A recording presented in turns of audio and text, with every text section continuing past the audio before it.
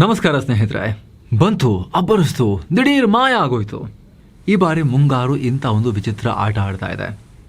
ಒಮ್ಮೆ ಈ ಫೋಟೋಸ್ ನೋಡಿ, ದೃಶ್ಯಗಳನ್ನು ನೋಡಿ. ಇದು ಯಾವುದೋ ಸುಮ್ಮನೆ ವಾಟ್ಸಪ್ ಫಾರ್ವರ್ಡ್ ಇಮೇಜ್ ಅಲ್ಲ. ಇದು IMD ರಿಲೀಸ್ ಮಾಡಿರೋ ಅಧಿಕೃತ ಸ್ಯಾಟಲೈಟ್ ಮ್ಯಾಪ್. ಇಲ್ಲಿ ದಟ್ಟವಾಗಿ ಕವಿಬೇಕಾಗಿದ್ದ ಕಪ್ಪು ಕಾರು ಮೋಡಗಳಾಗಿ ಅಬ್ಬರಿಸಬೇಕಾಗಿದ್ದ ಮುಂಗಾರು ಮೋಡಗಳು ಕಂಪ್ಲೀಟ್ ಮಾಯ, ಕಾಣಿಸ್ತಾನೆ ಇಲ್ಲ. ಇದು ಇಡೀ ದೇಶದ ರೈತರನ್ನ ಬೆಚ್ಚಿ ಬೀಳಿಸ್ತಾ ಇದೆ. ಇದರ ಪರಿಣಾಮ ಜೂನ್ ತಿಂಗಳಲ್ಲಿ, ಮೊದಲ ತಿಂಗಳಲ್ಲೇ 64% ಮಳೆಯ ಕೊರತೆ ಎದುರಾಗಿದೆ. ಮುಂಗಾರಿನ ಆರಂಭದಲ್ಲೇ ವಾರಗಳ ಕಾಲ ಮಳೆ ಚೆನ್ನಾಗಿರಲ್ಲ, ಡ್ರೈ ಸ್ಪೆಲ್ ಇರುತ್ತೆ ಅಂತ ತಜ್ಞರು ಹೇಳ್ತಾ ಇದ್ದಾರೆ. ಹಾಗಿದ್ರೆ ಏನಾಯ್ತು? ಇದಕ್ಕಿದ್ದ ಹಾಗೆ ಮುಂದೆ ಭೀಕರ ಬರಗಾಲದ ಮುನ್ಸೂಚನೆಯ ಇದ್ರ ಬಗ್ಗೆ ತಜ್ಞರು ಏನು ಹೇಳ್ತಿದ್ದಾರೆ? ಮಳೆ ಮತ್ತೆ ಯಾವಾಗ ಬರುತ್ತೆ? ಬಿತ್ತನೆ ಮಾಡಬೇಕಾಗಿದ್ದ ರೈತರ ಕಥೆ ಏನು? ಬನ್ನಿ ಡೀಟೇಲ್ ಆಗಿ ಎಕ್ಸ್ಪ್ಲೇನ್ ಮಾಡ್ತೀವಿ. ಕಡೆ ತನಕ ಮಿಸ್ ಮಾಡಿದೆ ನೋಡಿ. ನೀವು ನೋಡ್ತಾ ಇದ್ದೀರಾ ಮಸ್ತ್ ಮಗ ಚಾನಲ್. ನಾನು ಅಮರ್ ಪ್ರಸಾದ್. 64% ಮಳೆ ಕೊರತೆ ಶುರುವಾಯಿತು. Dry spell danger. ಸ್ನೇಹಿತರೆ, ಈ ಸಲದ ಮುಂಗಾರಿನ ಬಗ್ಗೆ ಹವಾಮಾನ ಇಲಾಖೆ ಕೊಟ್ಟಿರೋ ಅಂಕಿಅಂಶಗಳನ್ನು ನೋಡಿದ್ರೆ ನಿಜಕ್ಕೂ ಗಾಬರಿ ಆಗುತ್ತೆ. ಯಾಕಂದರೆ ಈ ವರ್ಷ ಜೂನ್ 4ರಿಂದ 15ರವರೆಗೆ ಭಾರತದಲ್ಲಿ ಬಿದ್ದಿರೋ ಮಳೆ ಜಸ್ಟ್ 19.2 ಮಿಲಿಮೀಟರ್. ನಾರ್ಮಲ್ ಆಗಿ ಈ ಟೈಮ್ನಲ್ಲಿ 53 ಮಿಲಿಮೀಟರ್ಗೂ ಅಧಿಕ ಮಳೆ ಆಗಬೇಕಾಗಿತ್ತು. ಲೆಕ್ಕ ಹಾಕಿ ಇಡೀ ದೇಶದಲ್ಲಿ 64%ನಷ್ಟು ಮಳೆಯ ಕೊರತೆ ಉಂಟಾಗಿದೆ. ಇದು ಕಳೆದ 12 ವರ್ಷಗಳಲ್ಲೇ ಅತಿ ದೊಡ್ಡ ಕುಸಿತ. ಈ ಹಿಂದೆ 2014ರ ಜೂನ್ನಲ್ಲಿ 43% ಮಳೆಯ ಕೊರತೆ ಎದುರಾಗಿತ್ತು. ಅದಕ್ಕೂ ಮುಂಚೆ 2009ರಲ್ಲಿ 48% ಕುಸಿತ ಆಗಿತ್ತು.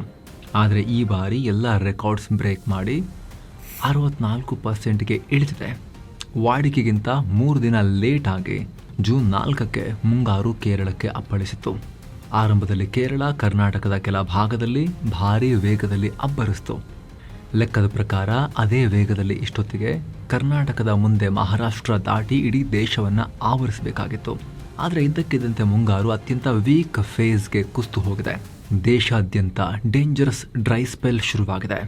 ಇನ್ಸ್ಯಾಟ್ 3DS ಸ್ಯಾಟಲೈಟ್ ಇಮೇಜಸ್ ಅನ್ನು ಗಮನಿಸಿ.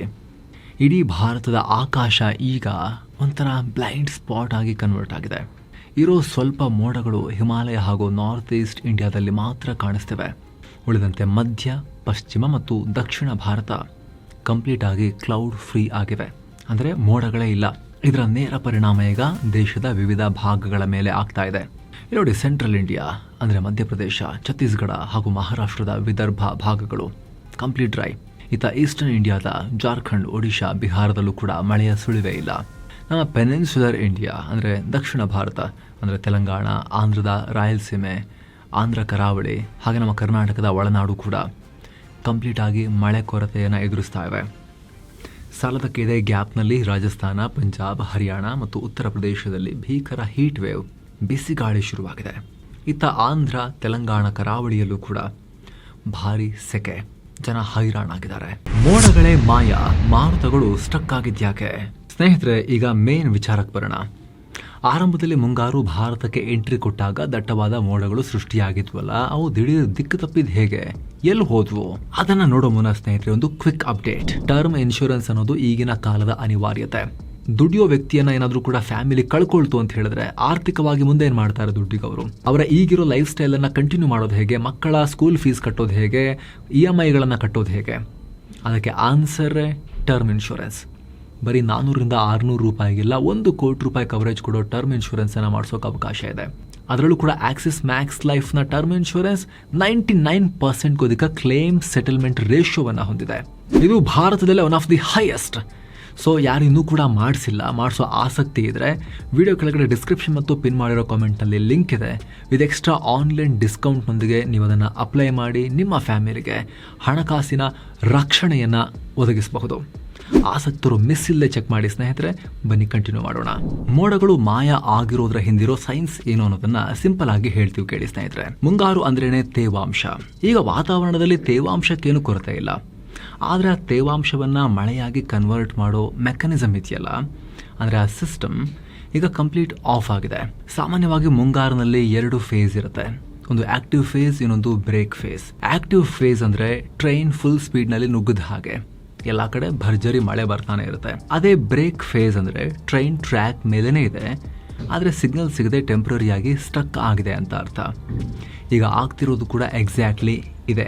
ಜೂನ್ 4 ನಂತರ ಮುಂಗಾರಿನ ಸಿಸ್ಟಮ್ ಸಡನ್ ಆಗಿ ವೀಕ್ ಆಗಿ ಸ್ಟಕ್ ಆಗಿದೆ. ಯಾಕಂದ್ರೆ ಅರೇಬಿಯನ್ ಸಮುದ್ರ ಮತ್ತು ಬಂಗಾಳ ಕೊಲ್ಲಿ ಇವೆರಡು ಮುಂಗಾರಿನ ಪವರ್ ಹೌಸಸ್. ಭಾರತದಲ್ಲಿ ಮಳೆ ಬರಬೇಕು ಅಂತ ಹೇಳಿದ್ರೆ ಇಲ್ಲಿ ಲೋ ಪ್ರೆಷರ್ ಸಿಸ್ಟಮ್ ಅಂದ್ರೆ ವಾಯುಭಾರ ಕುಸಿತ ಆಗಬೇಕು, ಸೈಕ್ಲೋನಿಕ್ ಸರ್ಕ್ಯುಲೇಷನ್ ಸೃಷ್ಟಿ ಆಗಬೇಕು.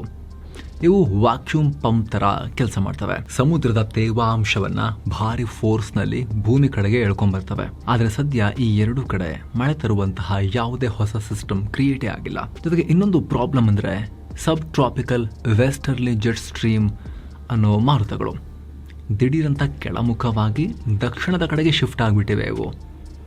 ಇದು ಮೋಡಗಳು ಎತ್ತರಕ್ಕೆ ಬೆಳೆಯೋದನ್ನೇ ತಡೆದು ಬಿಟ್ಟಿದೆ. ಇನ್ನು ನಾರ್ತ್ ಇಂಡಿಯಾದಲ್ಲಿ ಪದೇ ಪದೇ ವೆಸ್ಟರ್ನ್ ಡಿಸ್ಟರ್ಬೆನ್ಸ್ ಅಂದ್ರೆ ಪಶ್ಚಿಮದ ಮಾರುತಗಳು ಅಪ್ಪಳಿಸ್ತಾ ಇವೆ.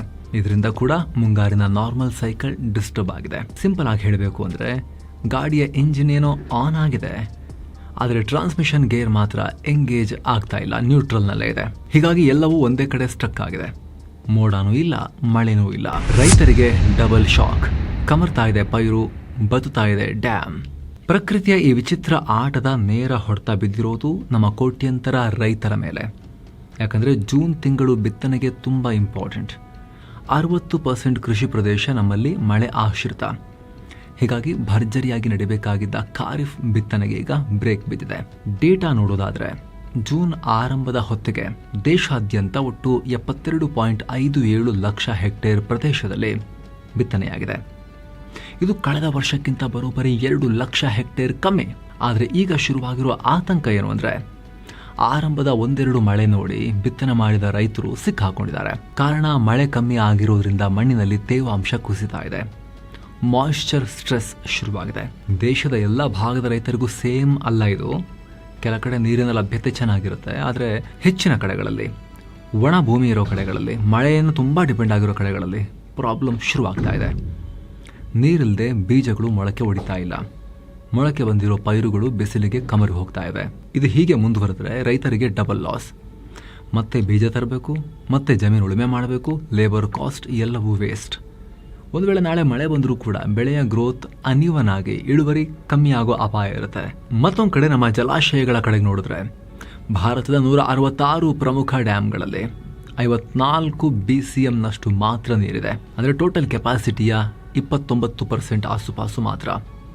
ನೀರಿನ ಒಳಹರಿವು ಕಂಪ್ಲೀಟ್ ಸ್ಲೋ ಆಗಿ ಹೋಗಿದೆ. ಇದರಿಂದ ದೇಶದ ವಿದ್ಯುತ್ ಉತ್ಪಾದನೆಗೆ, ಜಲ ವಿದ್ಯುತ್ಗೆ ದೊಡ್ಡ ಪೆಟ್ಟು ಬೀಳುವ ಆತಂಕ ಕೂಡ ಮನೆ ಮಾಡಿದೆ. ಯಾಕಂದ್ರೆ ಭಾರತದ 6% ವಿದ್ಯುತ್ ಬರೋದೇ ಜಲ ವಿದ್ಯುತ್ನಿಂದ.